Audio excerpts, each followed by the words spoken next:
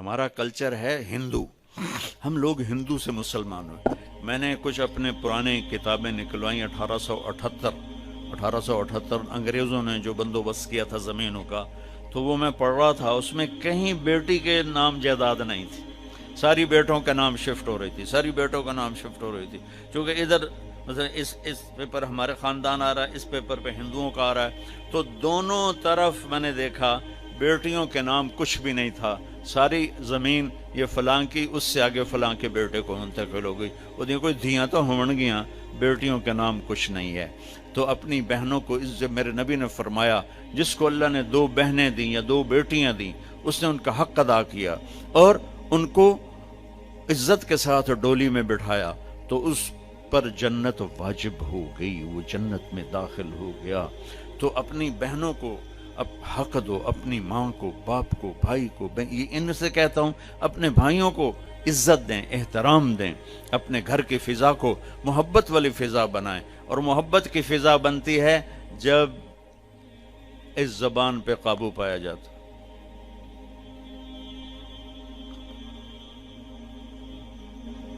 ہماری ایک دھوبن تھی ماسی شریفہ، مر گئی 1980 میں، 1985 میں۔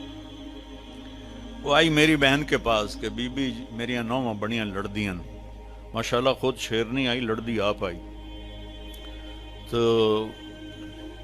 میریاں نوواں میرے نال بڑا لڑدیاں، میں نے کوئی تویز دے ساریاں میریاں نوکر بن جاویں، میرے اگو کس کرن نہیں۔ تو میری بہن نے ایسے ایک الٹے سیدھے بنا کے نا نقش رول کر کے اس کو دیا، کماسی شریفہ اے تویز ہے، جداں تیری لڑائی ہون لگنا اے تویز تو دن دیٹھ دب کے تے بہ جاونا،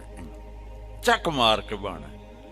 تویز ڈھڑ نہیں دیونا، جو رہ گیا تیری خیر نہیں۔ اب اس نے کیا اس کا منہ بند کیا۔ ایک ہفتے بعد وہ آئے، بی بی تو بڑا چنگا تویز دیتا ہے، تو میری ساری لڑائی مک گئی، کیوں؟ ماسی شریفہ چپ ہو گئی، ماسی شریفہ چپ ہوئی تو ساری لڑائی مک گئی۔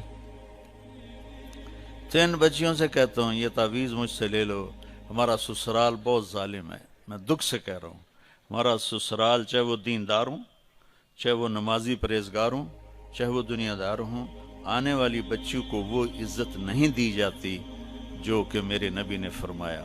میرے نبی نے فرمایا میرے مدینے کے صحابہ بڑے اچھے لوگ ہیں، جب کسی کی بیٹی کو بیاہ کے لاتے ہیں تو اس بچی کو یہ احساس ہی نہیں ہونے دیتے کہ ماں باپ کے گھر میں ہے یا سسرال کے گھر میں۔ اور ادھر وہ ساس سسر کی ایسی چلتی ہے جنگ، اور وہ بیٹے کو ابھار آگے، بیٹا بھی بیوقوف ہوتا ہے، میری ماں دے اگو تو نہیں بولنا، میری ماں دے اگو، وہ تو سن تو لے شاید تیری ماں ہی کو ڈھیر کھپ کھلا رہے ہوں۔ ہاں تیری بیوی غلط کرے تو بیوی کو سمجھا، تیری ماں غلط کرے تو ماں کو سمجھا۔ اللہ کے واسطے بچوں، میں آپ کو گھر کی زندگی سمجھا رہا ہوں، یہ کوئی خطیب نہیں بتاتا ہے، میں آپ کو گھر کی زندگی، ان سب کی شادیاں ہونے والی ہیں، آپ سب کی۔ اپنے گھر کو جنت کا نمونہ بنانا ہے تو زبان کے بول کو میٹھا کر لو، غصے میں بھی ایسا بول نہ بولو کہ زبان سے نکلا ہوا بول اگلے کو چھلنی کر کے رکھ دے اور اگلے کو ساری رات رولاتا پھرے۔